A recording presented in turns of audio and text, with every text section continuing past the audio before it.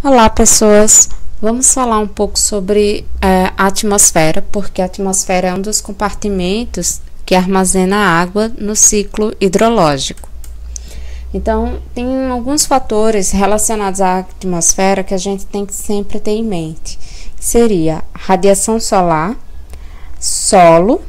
Por que a radiação solar? Porque o solo ele aquece a atmosfera, o solo influencia também a trocas gasosas do solo com a atmosfera, as correntes oceânicas, pois os ventos influenciam as correntes oceânicas, que influenciam também o clima nos continentes, e a energia circulante na atmosfera proveniente da radiação solar. Então, a atmosfera ela é dividida em camadas, tá? Sendo a camada mais próxima do solo chamada troposfera, seguido a troposfera, acima da troposfera a gente tem a estratosfera, logo depois a mesosfera, para depois vir a termosfera e por último a exosfera. Na exosfera onde ficam os satélites espaciais. Na estratosfera, que é a camada logo depois da troposfera, é a camada que tem a camada de ozônio, a parte mais baixa da troposfera, cerca de 12 km de altura, de altitude, é justamente onde está a camada de ozônio. Lembrando que a troposfera é a camada que fica próximo ao solo. E a atmosfera, ela é uma mistura de gases, né? Ela é uma mistura homogênea, uma solução de gases, onde o principal componente é o gás nitrogênio, com cerca de 78% do volume da atmosfera, seguido do oxigênio, que tem quase 21% do volume total da atmosfera. O vapor de água, que é do nosso interesse dentro da hidrologia, está entre 0 a 4% do volume da atmosfera. E existem também outros gases que compõem a atmosfera, que seriam o dióxido de carbono, famigerado CO2, o metano, o óxido nitroso, o ozônio e clorofluorcarbonos, tá? Só para vocês terem uma noção, a gente precisa lembrar que as estações do ano nas regiões de zona temperadas, elas são influenciadas pelo movimento da Terra, tanto de rotação como de translação, mas no caso das estações do ano, principalmente o movimento de translação.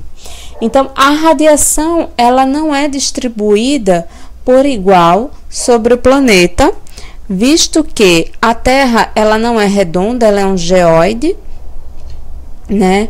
E de acordo com o movimento de translação, o Sol vai incidir mais na região do Polo Sul ou mais na região do Polo Norte. Quando ele incide de forma maior na região do Polo Sul, é verão no hemisfério sul. Quando ele incide com mais intensidade na região do Polo Norte, é verão na região do Polo Norte. Lembrando que quando há o verão em um dos polos, os dias são maiores, têm maior duração do que as noites são mais curtas, diferente do inverno. No inverno, as noites são mais longas e os dias são mais curtos. Isso influencia as estações do ano nas zonas temperadas. Por quê? Porque elas vão sofrer a consequência dessa incidência de radiação. De tal forma que a Terra ela possui uma radiação solar distribuída, onde nos polos tende a ser mais frio e próximo, quanto mais próximo da zona, quanto mais próximo da linha do Equador, que fica numa zona que a gente conhece como zona tropical, mais quente é o globo terrestre. Então, mais quente próximo da linha do Equador, mais distante da linha do Equador, mais frio. Isso uma das coisas que vai movimentar os gases da atmosfera, vai movimentar o ar da atmosfera, né? Então, o que seria um vento? O vento é um ar em movimento. Então, a gente tem ventos que vão carregar os gases, assim como os vapores de água, pela atmosfera. E esses ventos vão seguir, como é que eu posso dizer? eles vão seguir um padrão de acordo com a sua região. Então, próximo à linha do Equador, a gente tem o que chamamos de células de Hadley, que são ventos alísios que sobem, são ventos quentes. O ar quente ele é menos denso, ele tende a subir, então ele sobe carregando vapor de água que foi proveniente da evaporação da água do solo ou de lagos, mares, ou da evapotranspiração de plantas e animais. Então, os ventos alísios, por serem quentes, eles tendem a subir para a camada mais alta da atmosfera e lá em cima, numa camada, numa altitude mais alta, ele tende a resfriar. Quando esse ar, já com vapor de água, resfria, ele vai fazer o quê? O ar frio ele é mais denso, então ele tende a descer. E aí é o que a gente chama de contra-alísios, são ventos que resfriaram e estão um pouco mais secos, e ele tende a descer para próximo ao solo. Enquanto está esse movimento de sobe e desce, o vapor de água, enquanto está resfriando, formam nuvens que precipitam na forma de chuva. Então, essas células de Hadley, elas ocorrem próximo à linha do Equador. Células parecidas com essas ocorrem em zonas temperadas, que são zonas um pouco mais distantes da linha do Equador, que ficam entre a linha do Equador e os polos, que a gente vai chamar de células de Ferrel. E a gente tem nos polos as células polares, que são justamente o conjunto de ventos circulantes na atmosfera. É o vento que carrega, esse vento que circula nessas células, eles vão carregar vapor de água, e esse vapor de água ele vai precipitar na forma de chuva, gelo, neve, que seja, quando ele resfria. Então, existem vários fatores que influenciam o clima, e o clima é importante no estudo da hidrologia. A massa de ar, o relevo da região, a vegetação, correntes marítimas, tudo isso influencia o clima. Quanto maior a altitude da região, mais frio tende a ser o clima e mais seco, quanto maior a altitude.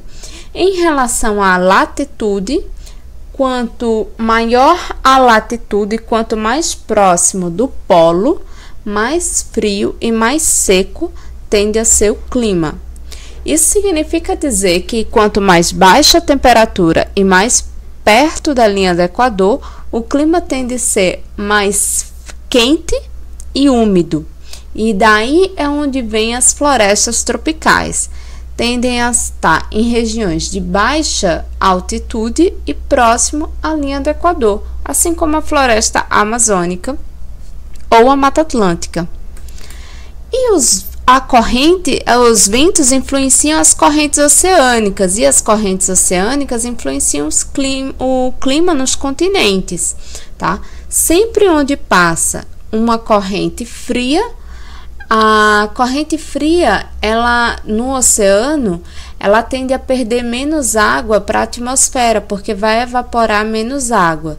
Então, a região que está próxima à corrente fria, no continente, tende a ter desertos, porque são regiões mais áridas, porque vai chover menos, visto que, depois a gente vai ver no ciclo da água, que a precipitação em forma de chuva, ela ocorre com maior intensidade no continente graças à água que evapora nos oceanos. Nas regiões onde há passagem de corrente quente do oceano, as regiões desse continente próximo tendem a chover mais, tá? Então, por que tende a chover mais? Porque a água ela evapora com maior facilidade, há uma maior formação de nuvens na atmosfera, e essas nuvens vêm a descarregar no continente. Então, há uma maior quantidade de chuva no continente quando a corrente que passa oceânica, a corrente oceânica que passa por esse continente ou esse trecho do continente é uma corrente quente, tá bem? No caso, aqui na América Latina, a gente tem a costa do Chile, que ela é banhada pela corrente fria do Peru e que tem um deserto. No Chile tem um deserto próximo à Cordilheira dos Andes, que é justamente influenciado por essa corrente fria. Há pouca chuva, o clima é mais árido e também o clima é um tanto mais frio. Já na costa brasileira, tende a ter uma quantidade maior de chuvas porque nós temos duas correntes passando pela costa brasileira. No sentido norte e sul, nós temos uma corrente chamada Corrente do Brasil, que é uma corrente quente, e no sentido leste-oeste, que banha parte do Rio Grande do Norte, Ceará, que mais? Piauí, Maranhão, Pará. Nós temos uma corrente quente, que é a corrente norte do Brasil, que ela tende a levar a chuva para a costa do continente. Mas se o Brasil ele é banhado por corrente quente, porque nós temos um sertão na Caatinga? Porque devido aos ventos, a circulação de vento, parte da região do sertão recebe chuva vinda da floresta amazônica, que é uma corrente de ar que leva as nuvens formadas na floresta amazônica devido à evapotranspiração da floresta, leva essa chuva, parte para a região da Caatinga, parte para a região do Pantanal. Graças à distribuição de ventos que a nossa Caatinga depende da floresta amazônica para haver chuva. Então, este era o breve que eu gostaria de passar para vocês sobre a atmosfera.